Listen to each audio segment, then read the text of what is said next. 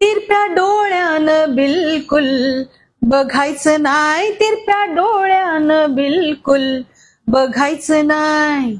जय भिंबाल्याच्या नादी लागायचं नाही, जय भिंबाल्याच्या नादी लागायचं नाही. डॉक्टर बाबासाहेब आंबेडकरांचा जयंती साजरी होते, त्याच्यात मोठी गाणी गायली जातात, त्यांच्या कव्वाल्या गायल्या जातात. तर मग लावणी का नाही? पायात घुंगरू बांधले, नऊवारी नेसलं म्हणजे लावणी होते असं नाही होत. आणि फार सगळ्यांचा गैरसमज आहे हा. आता मी जेव्हा मुलींना उभं करते कोरससाठी वगैरे किंवा काय, त्यांना तिहाई म्हटलं तरी तिहाई कळत नाही काय असते. तिहाई करून दाखव, नाही जमत. काय असतं हे असं विचारतात. ते तो अपमान केल्यासारखा आहे त्या कलेचा. लावणी हा प्रकारच पुरुषांपासून सुरू झाला. आज मोठे पठ्ठे बापूरावांनी लावण्या लिहिला त्यांच्यासाठी, किंवा बालगंधर्व हे लावणीची साडी नेसून लोकांना इतकं बोलवलं त्यांनी लावणीने. ते खूप मोठा प्रवास आहे ह्या लावणीचा. डॉक्टरांच्या चुकीमुळे माझं बाळ गेलं. माझं मूल गेलं तेव्हा मी 8 दिवसांनी लगेच मी सेटवर होते. आणि ते सगळ्यांना असं वाटलं, अरे मूल कुठे, बाळ कुठे, बाळ कुठे, तू प्रेग्नेंट होतीस वगैरे. मला कोणालाही उत्तर देताना मला त्रास होत होता. लोक बोलत गेले काय काय, असू देत, बोलू देत. मी त्यांना खरं कारणच माहिती नाही की बाळ कशाने गेलं.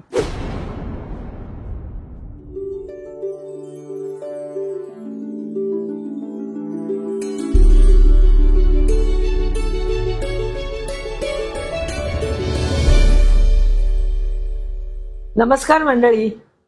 तुम्हाला ठाऊक आहे का, कुठलीही लावणी किंवा तमाशा सुरू होण्यापूर्वी तो ढोलकीवाला येतो आणि जोरात ढोलकी वाजवतो. आणि तोपर्यंत ती नृत्यांगना डोक्यावर पदर घेऊन तिचा चेहराही दाखवत नाही. याच्या मागे कारण काय माहितीये का तुम्हाला? तर मी तुम्हाला सांगणार आहे ते कारण. लोकांना ढोलकीचा आवाज यायला लागला की कळतं की आता कुठेतरी कार्यक्रम आहे. मग त्या आवाजाच्या दिशेने ते लोक येतात आणि त्यांना व्हेन्यू पण कळतो कुठे आहे ते. तेव्हा हे एक सांकेतिक होतं पूर्वीच्या काळी की ढोलकीवाला का ढोलकी वाजवायचा, आणि तोपर्यंत ती नृत्यांगना चेहरा न दाखवता तिचा पदर डोक्यावर घेऊन ती नृत्य करत असते. तर अशाच एका लावण्य सम्राज्ञीची दुसरी बाजू आपण आजच्या कार्यक्रमात जाणून घेऊया. हल्ली बायकाच नाही, पुरुष सुद्धा लावणी करतात आणि अगदी साडी बिडी घालून नटून लावणी करतात. त्याबद्दल तुला काय म्हणायचंय? उत्तम लावणी करतात ती मुलं. म्हणजे बाईला अगदी लाजवतील, मुलींना लाजवतील इतकी सुंदर करतात ती लावणी. आणि त्यांचं देखणं रूप तर म्हणजे इतकं वावा. म्हणजे आम्ही पण एवढं नटत नाही, इतके सुंदर नटतात ते. त्यांना बघण्याचा दृष्टिकोन थोडासा वेगळा आहे लोकांचा. कारण हे कलावंत फार सुंदर नाचतात आणि शिकून काही मुलं शिकलेली आहेत आणि त्यांना असं बायल्या म्हणणं किंवा गे म्हणणं हे फार चुकीचं आहे. ते घरंदाज असतात. त्यांना बायको, मुलगा, आई, बहीण, भाऊ, आई वडील हे सगळं असतं. सगळी फॅमिली, सगळे फॅमिली मधली मुलं आहेत ती. मोठी शिकलेली मुलं आहेत ती. MA BEd झालेली मुलं आहेत. BMC मध्ये काही काम करणारी मुलं आहेत, जे ऑफिसर म्हणून काम करणारी मुलं आहेत, ते हे लावणी करतात. त्यांची आवड आहे ती. कोणाच्या आवडीला तुम्ही असा आळा नाही घालू शकत किंवा तुम्ही वाटेल ते बोलू नाही शकत. एकतर त्या कलेची आणि त्या कलाकाराची कदर करायला शिकलं पाहिजे तुम्ही. फार महत्वाचं आहे ते. आता एक कार्यक्रम केला होता मी. त्या कार्यक्रमाला एका गावामध्ये 2 ग्रुप असतात, तुम्हाला माहिती आहे. मग ह्यांनी हा कार्यक्रम केला तर मी हा करेन, मग इतके लोक त्याच्याकडे आले असतील तर माझ्याकडे इतकी लोक येतील, असं होतं तिकडे. आणि त्यांना हे करण्यासाठी माझा ग्रुप घेतला होता आणि हजारोंनी लोक होती तिकडे. तर तिकडची काही लोक येऊन तिकडे कमेंट करायला लागली, कारण माझ्या बरोबर मुलगा होता जो लावणी डान्सर होता. आणि तो मुलाला उभं केलं, ह्यांच्याकडे बायका कमी पडल्या का, पुरुष म्हणून उभं केलं वगैरे. आणि त्या मुलाला इतकं लागलं होतं. आणि ते जे व्यवस्थापक होते ते माझ्याकडे आले. ते म्हणाले, ताई त्या मुलाला नाचवू नका. म्हटलं का नको नाचवू? मी म्हटलं नाचवणार. मी म्हटलं तो कलावंत आहे, उत्तम कलावंत आहे, आणि मी त्याला असं नाही सांगू शकत की तू स्टेजवर नको जाऊस, नाचू नको म्हणून. मी अडून राहिले. मी म्हटलं मी घेणार माईक, मी बोलणार, जे काय होईल त्याला जबाबदार मी असेल. म्हटलं काही झालं तरी, पण मी त्या कलाकाराला मी अशा पद्धतीने नाही सांगू शकत, अपमान करू शकत नाही मी त्याचा. आणि तुम्ही जाऊन त्याला बोलायचं नाही. हे फक्त माझ्याशी बोलात, माझ्याशीच राहू दे. हे जर त्याला कळलं, त्याचं किती मनोबल हे होईल. नका त्याची ताकद घालव ना. तो कलाकार म्हणून तो किती हातबोल होऊ शकतो, त्याला किती मानसिक त्रास होऊ शकतो. तर मग त्यांनी ऐकलं. ते आम्ही बोलत असताना नेमकं त्यांनी ऐकलं आणि मला इतकं वाईट वाटलं. मी त्याला समजावलं, म्हटलं बघ नको, तू त्रास करून घ्यायचा नाही. म्हटलं मी स्टेजवर गेले आणि मग मी म्हटलं आता तुझी लावणी आहे ना, मी जाऊन अनाउन्समेंट करते. मग मी स्टेजवर गेले, मी अनाउन्समेंट केली. लावणी हा प्रकारच पुरुषांपासून सुरू झाला. आज मोठे पठ्ठे बापूरावनी लावण्या लिहिला त्यांच्यासाठी, किंवा बालगंधर्व हे लावणीची साडी नेसून लोकांना इतकं बोलवलं त्यांनी लावणीने. ते खूप मोठा प्रवास आहे ह्या लावणीचा. आज त्यांच्यामुळे आज पुरुष मंडळी ही लावणी क्षेत्रात आहेत. आज तो पुरुष जर त्या नऊवारी साडीत, त्या पेहरावात जर येऊन त्यांनी लावणी सादर केली नसती तर आज स्त्री म्हणून आम्ही उभ्या राहू शकलो नसतो. अशी अनाउन्समेंट केल्यानंतर मी मग म्हटलं असाच एक कलाकार म्हटलं आज तुमच्या पुढे येऊन लावणी सादर करणार आहे, त्याचा आग्रहाने आणि मोठ्या ह्यानी त्याचं स्वागत करा.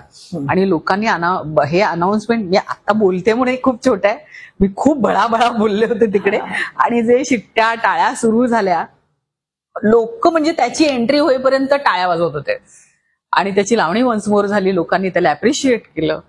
म्हणजे असं पण होतं की तुम्ही एखाद्याला असं नाही बोलू शकत.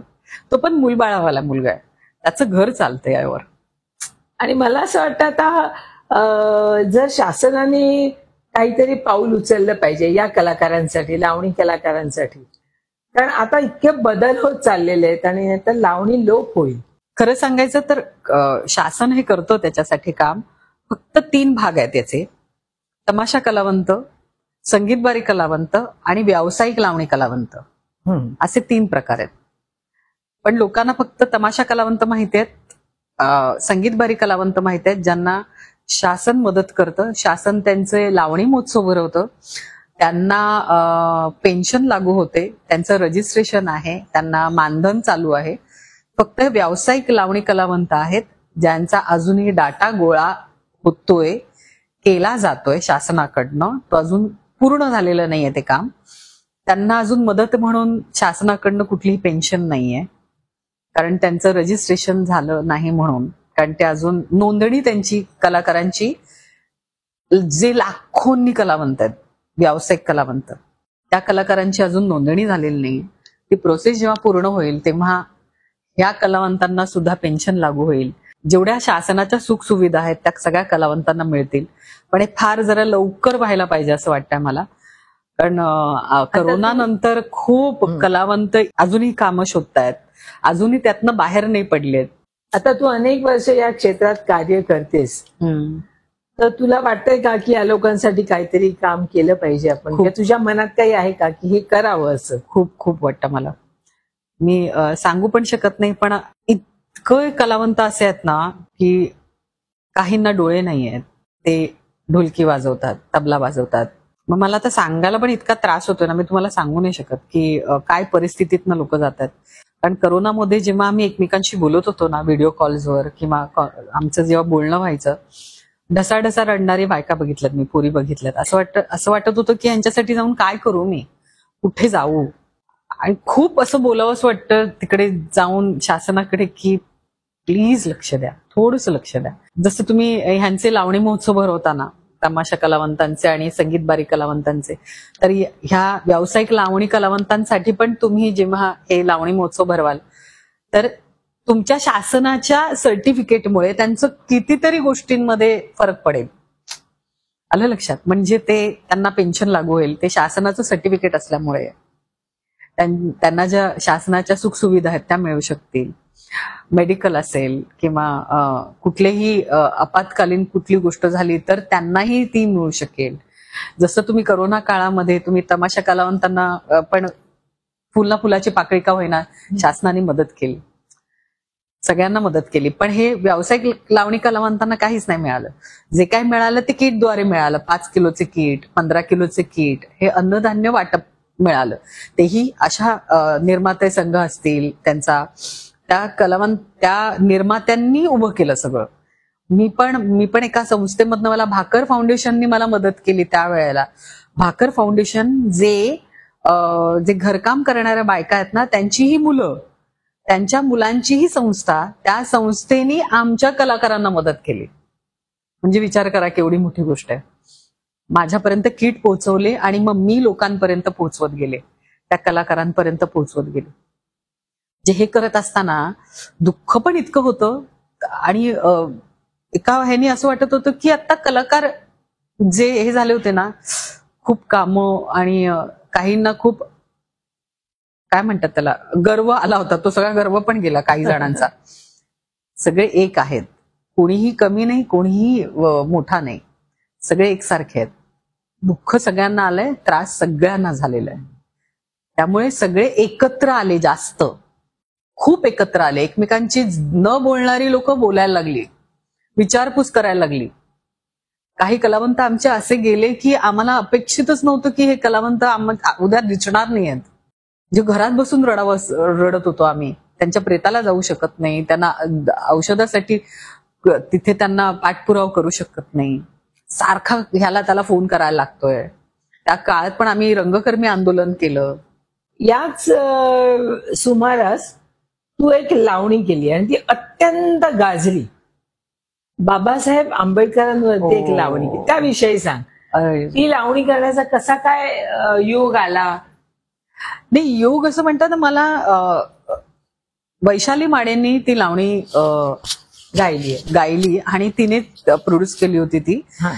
आणि मी दौऱ्यावर होते अकोल्याला आणि ती म्हणाली की तू कधी येतेस, मला तुला एक गाणं ऐकवायचंय, शूट लगेच सुरू करायचंय, सरप्राईज आहे म्हणाली. बरं, लावणीच असणार ना, लावणी आहे ना, म्हणाली हा लावणीच आहे पण सरप्राईज आहे असं म्हणाली. असं काय असू शकतं एवढं.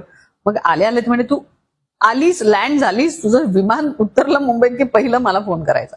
म्हणलं ओके. मग तिला फोन केला, मी आले म्हणून, लगेच ये. आणि तिने लावणी लावली आणि मी अगं असं झालं मला, काय? ती म्हणाली हा लावणी आहे. म्हटलं अगं हे लोक काय म्हणतील, याला कॉन्ट्रोवर्शियल होऊ शकतं हे सगळं.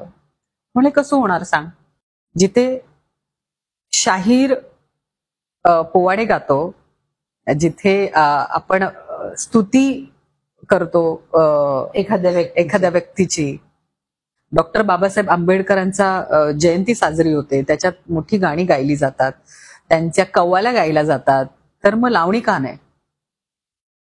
ती म्हणाली की तुझं एक माध्यम आहे, माझं एक माध्यम आहे, की आपण लावणीतनं डॉक्टर बाबासाहेब आंबेडकर दाखवायचा.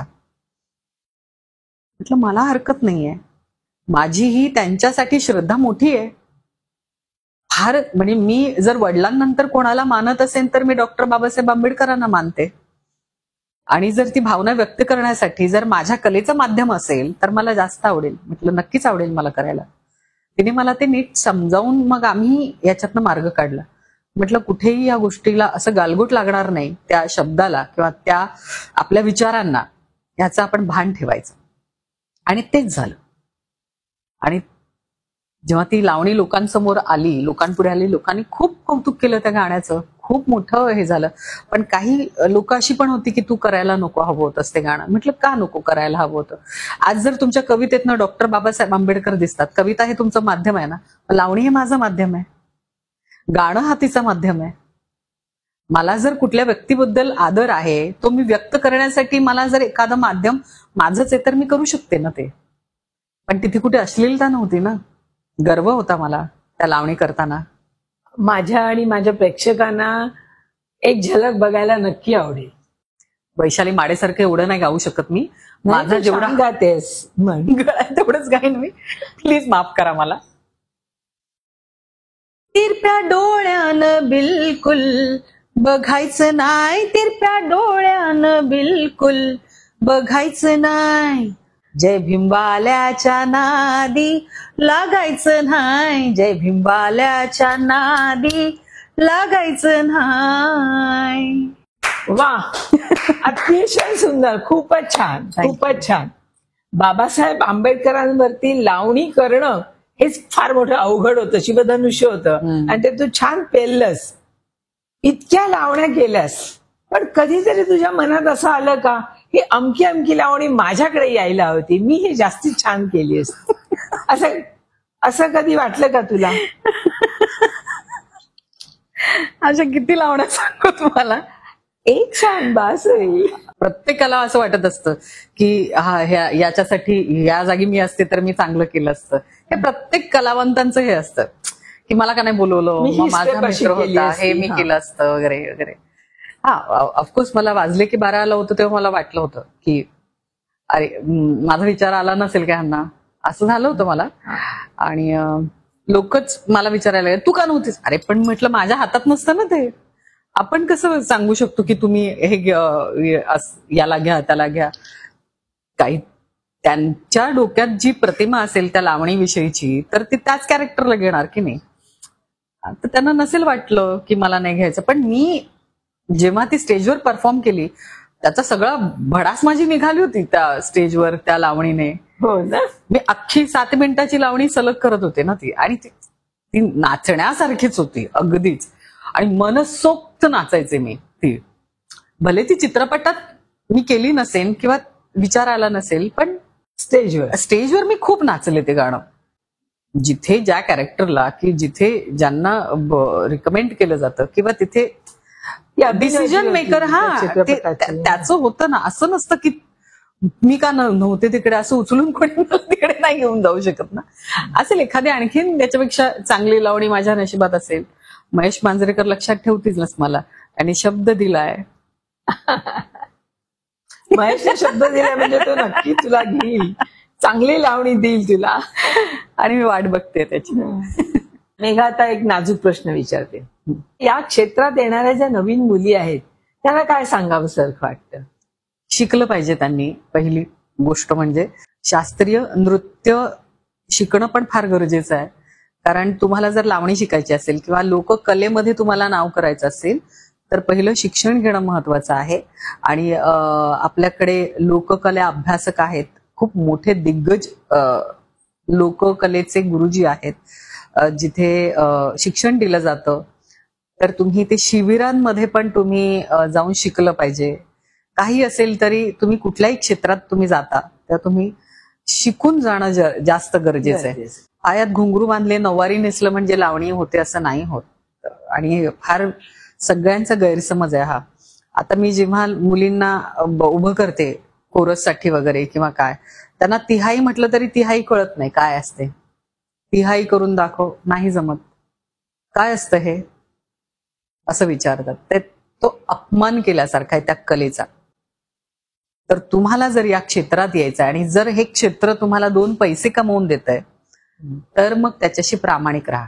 त्या प्रामाणिकपणामधनच तुम्हाला तुमचं आयुष्य आणि तुमचं पुढचं करिअर सापडेल. कारण तुम्ही जर कलेला दिलं तर कला देतेच की तुम्हाला. ह्या हाताने द्यायचं, ह्या हाताने घ्यायचं. देवाणघेवाण हे असतो प्रत्येक गोष्टीमध्ये असतं ना. तुम्ही जेवढ्या मनापासून ती गोष्ट कराल ती मनापासून तुम्हाला निसर्ग तुम्हाला देतो की. मेघा, मी कुठेतरी वाचलं होतं असं, एक चित्रपट चालू होता तुझा, तू हिरोईन होतीस आणि त्यावेळेला तू प्रेग्नंट होतीस. हो. हे खरं आहे का? आणि तो काय किस्सा होता? किस्सा, अरे बापरे, किस्सा असा होता की 5 महिन्याचे प्रेग्नंट होते मी. आणि एक तर चित्रपट कम्प्लीट करायचा होता. आणि त्याच्या आधीच आम्ही 1 महिना शूट केलं होतं आणि नंतर मी कन्सिव्ह झाली. मला कळलं की आई होणार आहे वगैरे. आणि मला चाललं की मी फिल्म घेतलंय आणि त्याचं कसं काय आता. आणि त्याची प्रोसेस थोडी व्हायला आम्हाला 2-3 महिने परत मध्ये गेले. तेवढ्या वेळात मला 4था-5वा महिना लागला होता. हो. मी मग त्यांना फोन केला, म्हटलं माझं पोट दिसायला लागलं तर मी काहीच काम करू शकणार नाही म्हटलं. आणि गाणं करायचं होतं खरं तर त्याच्यामध्ये. आणि दीपाली ताई होते, दीपाली विचारे, तिने कोरिओग्राफ केलं होतं. दीपाली ते म्हणाले करशील ना? म्हटलं हो कर, फक्त तू मला सांभाळून घे बस, बाकी काही नाही. मला फार उड्या मारता येणार नाही, काही नाही. तर त्या ह्याच्यात पण मी ते फिल्म कम्प्लीट केलं. आणि पुढे जाऊन जरा ते इतकं म्हणजे बाळ माझं राहिलं नाही ते खरं तर. डॉक्टरांच्या चुकीमुळे माझं बाळ गेलं. आणि ते इतकं वाईट होतं माझ्यासाठी, कारण एकतर मी मुलगीच अशी आहे की मला मुलं म्हटली की मला आवडतात मुलं. ती गोष्ट अशी होती. मग मी खरं तर ह्या सगळ्यांना सांगेन की डॉक्टर चूज करताना पण तुम्ही नेहमी काळजी घ्या, सगळ्या महिलांनी काळजी घ्या. कारण माझ्या बाबतीत असं घडलं की माझ्या बाळाच्या भोवती नाळ होती इथे गळ्याला, आणि ते सोनोग्राफीत माहिती होतं, डॉक्टरांना माहिती होतं, मलाही माहिती होतं, सगळ्यांना माहिती होतं. पण मी विचारलं पण होतं काही प्रॉब्लेम नाही ना. ते म्हणाले नाही, डिलिव्हरीच्या वेळेला ते आम्ही बाळ आणतो जागेवर आणि मग ते नॉर्मल होतं. आणि हे अनेकदा होतं की गळ्याभोवती नाळ असते किंवा पोटाभोवती असते, असं गोष्टी घडतात. म्हटलं हे नॉर्मल आहे ना. ते म्हणाले हा. मी म्हटलं का सीझर वगैरे नाहीये ना. तर ते म्हणाले नाही, सीझरिनची गरजच नाही, कारण ते नॉर्मल तुझी डिलिव्हरी होणार, काहीही तुला कुठलाच इश्यू नाही, बेबी खूप हेल्दी आहे आणि खूप छान आहे. म्हटलं ठीक आहे. मग जेव्हा डिलिव्हरीची वेळ आली माझी, तेव्हा हॉस्पिटलमध्ये गेल्यानंतर डॉक्टर होत्या तिथे, त्यांनी बघितलं, ते सगळं चेक केलं. ते म्हणाले नाही, अगदी 10 मिनिटात तुझं होऊन जाईल. आता त्रास, मग खूप त्रास व्हायला लागला, प्रत्येकालाच होतो तो. आणि मग नंतर आतमध्ये जेव्हा मला घेऊन गेले तेव्हा मला ती डॉक्टर नव्हती तिकडे आणि 2 वेगळ्याच डॉक्टर होत्या तिथे. आणि मी म्हटलं अरे कोण आहे? तेव्हा म्हटलं अरे त्या एक जण माझ्या उरावर बसलं होतं इथे पोटावर, डॉक्टर. दोघांनी हात पकडले होते. म्हटलं हे काय चाललंय? म्हटलं अरे मला नाही होतं, माझा त्रासच इतका सहन होत नव्हता. आणि ते मी म्हटलं डॉक्टर कुठे? म्हटलं डॉक्टरला बोलवा. माझा आरडाओरडा ऐकून माझी बहीण म्हणाली अरे ती निघून गेली डॉक्टर माझ्या घरच्यांच्या समोरनं. आणि माझी बहिणीने अडवलं वगैरे होतं. ते नंतर मला सांगितलं तिने की अरे थांबा, तिचं होते, ती का ओरडते? नाही नाही, नॉर्मल आहे, आहेत बघतात, मी निघते, काही प्रॉब्लेम नाही, ते सगळं सुखरूप होईल, काही झालं की मला कळवा वगैरे. ते आश्चर्यचकितच झालं होतं आम्ही की ती गेली कशी. आणि ती असिस्टंट होत्या, ज्या शिकाऊ डॉक्टर होत्या, त्यांनी माझी डिलिव्हरी करायला घेतली. बरं, त्यांना रिपोर्ट्स माहिती आहेत की बाबा बाळाच्या गळ्याभोवती नाळ आहे, तर ही नॉर्मल डिलिव्हरी होऊ शकत नाहीये. आणि ते बाहेर येता येता अजून गळ्यापर्यंत गेलं, ते फास बसत गेला ना बाळाच्या गळ्याला तो. आणि ती होतच नव्हतं बाहेर. पण माझी बहीण म्हणाली की मला आत येऊ द्यात, कारण तिला त्रास होत असेल, कारण ती गळ्याभोवती नाळ आहे, ते नीट झालंय का वगैरे सतत ते विचारत होते. पण त्यांनी काय हेच केलं नाही. कसं बस ती डिलिव्हरी झाल्यानंतर बाळ जेव्हा आलं त्या बाळाचा आवाजच आला नाही आणि मी बेशुद्ध पडत होते सारखी, पूर्ण ताकदच गेली होती अंगातली. आणि जेव्हा ते बाळ आलं, बाहेर आलं, तेव्हा मला काहीच माहिती नाही, आवाजच आला नाही, काहीच नाही मला कळलं. मी थोडी शुद्धीत होते. त्यांचं फक्त चाललं होतं की आवाज येत नाहीये, व आरडाओरडा त्यांच्याच त्या डॉक्टरांचा आणि त्यांच्यामध्येच चाललं होतं खूप, बाळ रडत नाही वगैरे. मग मी बेशुद्ध झाले होते. नंतर मग मला वॉर्डमध्ये आणलं आणि तिकडे डॉक्टर ओरडत होते एवढं मला माहिती आहे. जे मेन डॉक्टर तिकडे दुसरं कोणतरी होतं तिथे, ते ओरडत होते, त्यांना माहिती आहे मला चांगलंच.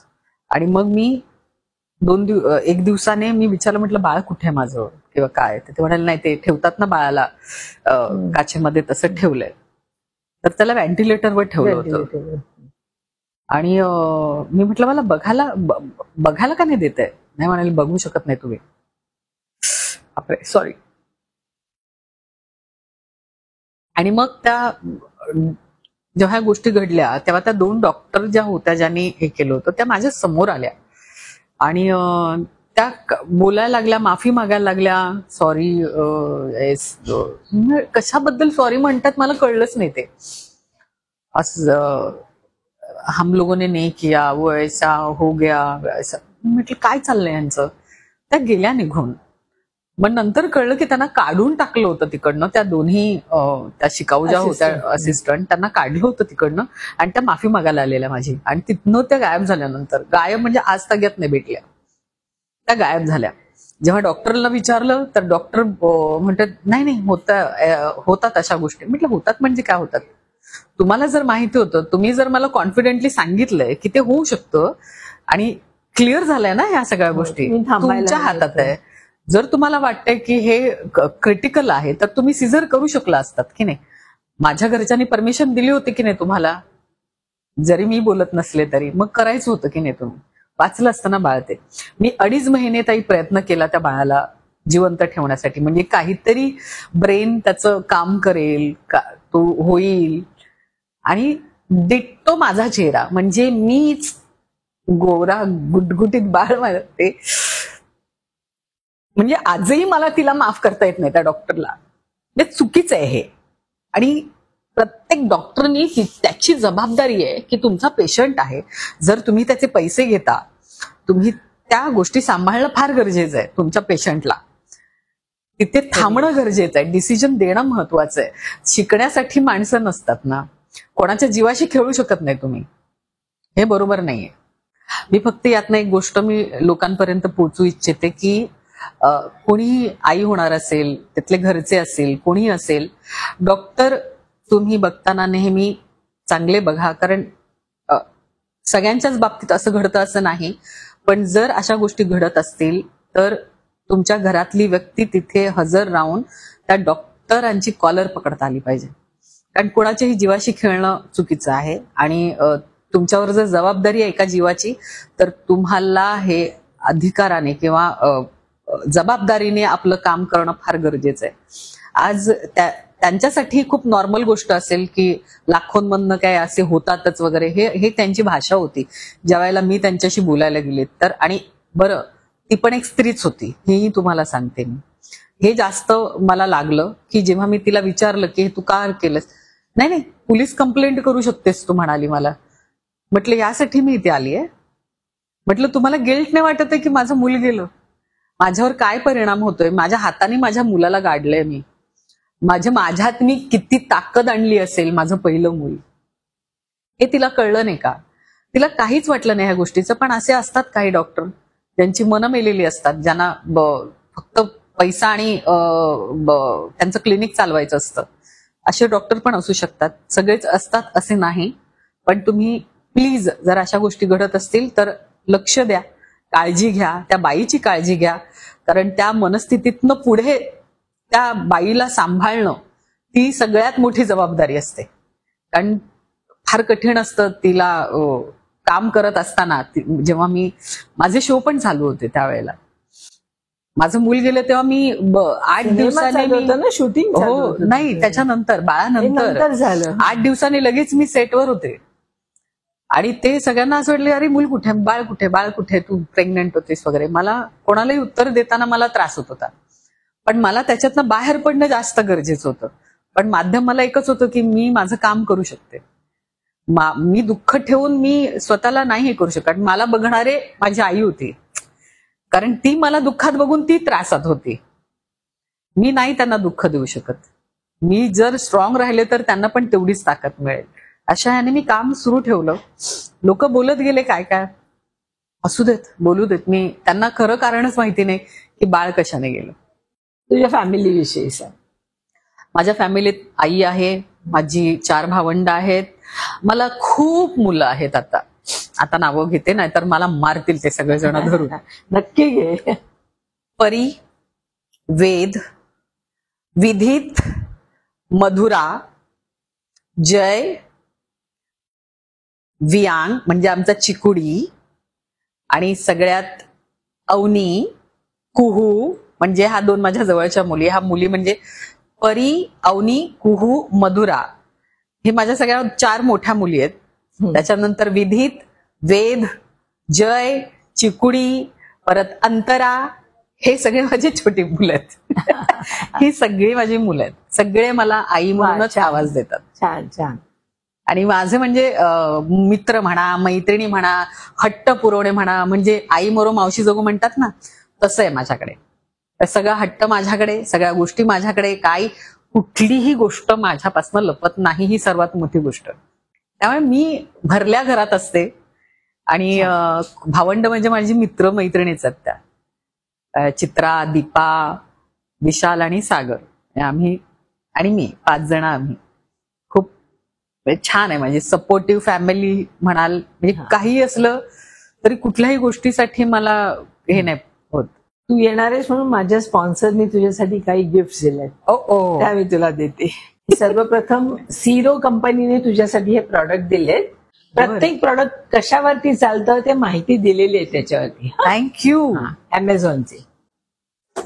ह्या लंडनचे नेल पॉलिश आहेत, हे मी तुला दिलेले आणि मी लावून नाही आली आहे. म्हणून लाव हे. ही पण एक लंडनची लिपस्टिक आहे. मस्त आहे. माझी फेवरेट कलर आहे हा. हो ना. मेकअपचा ब्रश. असं काहीतरी गिफ्ट कोणी दिलं किती भारी वाटतं माहितीये. हो ना. आणि नाहीतर नेहमी आपलं संपलं की जा स्वतः जाऊन विकत घ्या. असे देत जाऊ गिफ्ट आम्हाला पण. ज्यांनी दिले त्याला थँक्यू म्हण. थँक्यू. सिरो कंपनी. सिरो कंपनी थँक्यू. हे पुस्तक आहे. याच्या सगळ्या तुझ्या ओरल हेल्थची माहिती दिलेली डॉक्टर संदेश मयेकर यांनी अरे वा. दिलेले पुस्तक आहे. आणि 1 वर्षभर तुला त्यांच्या क्लिनिकमध्ये दाताच्या सगळ्या ट्रीटमेंट फ्री मिळतील. स्माईल. किती छान. निर्गुणकर फार्म्स तर्फे हा. खाऊ त्यांनी पाठवलेला आहे. खाऊ म्हणजे थँक्यू. हे डॉक्टर GD पोळ फाउंडेशन. बरं. त्यांनी हे आयुर्वेदाचे प्रॉडक्ट तुझ्यासाठी पाठवले. वा. उठणं. दिवाळी लवकर येते, जवळ येते. थँक्यू. अमृता फिल्म्स आणि 1 and 1 हा जो त्यांचा चॅनल आहे त्याला येऊन मला इतकं भारी वाटलंय. कारण आज सगळ्यात मेघा घाडगे इतकं स्पष्ट कधीच बोलली नाही तेवढं मी या चॅनलवर बोलली आहे आणि मन मोकळेपणाने बोलली. आमचा चेहरा जरी आपला सगळ्यांचाच अभिनेत्री किंवा सगळ्यांचा चेहरा जरी आपल्याला असं वाटत असेल की किती सुखी आहेत किंवा ह्यांच्या आयुष्यात काही दुःखच नसेल, तर प्रत्येकाच्या आयुष्यात दुःख असतं. प्रत्येकाच्या आयुष्यात काही ना काहीतरी घडलेलं असतं. त्याच्यातनं घडतात सगळेजण. आणि तुम्ही पण तेच लक्षात ठेवा की कुठलीही गोष्ट घडली किंवा काही डिप्रेशन असेल, कुठलीही काही असेल, तर त्याच्यातनं उभं राहायला शिका. लोक काय म्हणतात याच्याकडे जर तुम्ही सतत लक्ष देत गेलात तर आयुष्यात काहीही घडणार नाही. आपल्या आजूबाजूचीच लोक फार असतात जे आपल्याला डॉमिनेट करत असतात, आपल्याला कमीपणा घेत असतात. तर ह्या 1 and 1 चॅनल मधनं मला खूप गोष्टी उलगडता आल्या, खूप गोष्टी बोलता आल्या. आणि पहिल्यांदा मी खूप अशा गोष्टी बोललीये की माझंही मन नाही बोललेस. मी कधी गप्पांमधनं पण नाही बोललीये. तर बरं वाटलं, मन मोकळं झालं, शांत झालं आणि मजा आली. आणि 1 and 1 ह्या चॅनलला म्हणजे अमृता फिल्म्स मधनं 1 and 1 हा जे चॅनल आहे त्यांना नक्की सबस्क्राईब करा, लाईक करा आणि शेअर करा.